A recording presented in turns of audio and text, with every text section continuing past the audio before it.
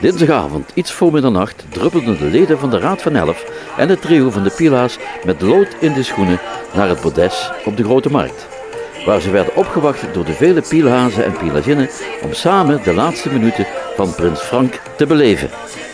Frank, dit zijn die laatste minuten.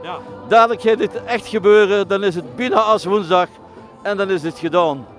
Kun je ons een beetje vertellen wat jullie allemaal beleefd hebben de afgelopen weken? Het was helemaal fantastisch. Natuurlijk hadden we een hoop verwachtingen wat er gaat gebeuren, maar het was meer en alleen maar meer. En het is gewoon helemaal geweldig. En zeker ook alle reacties van alle mensen, wat er allemaal heen gebeurt. Het is gewoon fantastisch. De vastenavond met een golden rijntje voor mij en ook voor mijn beide adjudanten. We hebben met z'n drieën er fantastisch van genoten.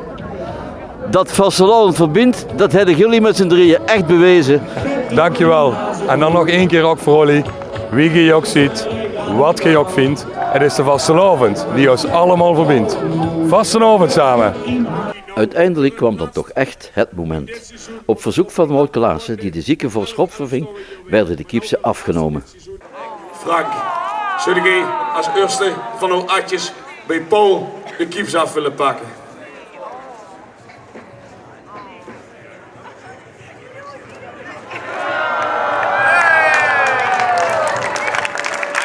Vastelovens vrienden, hier staat dan voor jullie in een doornormale Venrotse jong, Paul Rots! Hans de kieps af willen halen. Neerzet hij.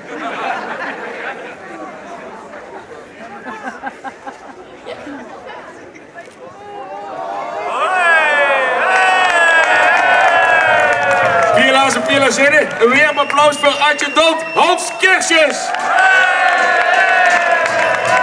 En dan komt er nou een moment waarop we een dag geleden, zaterdagmiddag, dachten dat het moment nooit zou komen. En een happen en een slik, en een keer slopen, en een keer goed eten en vooral een paar pilsjes later zien we dan zoiets.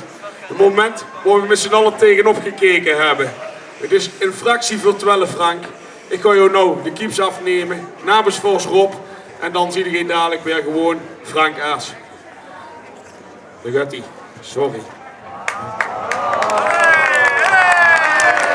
Piela's en Pielazinnen, en het doet gewoon een Venrotse geboren jong, Frank Aas!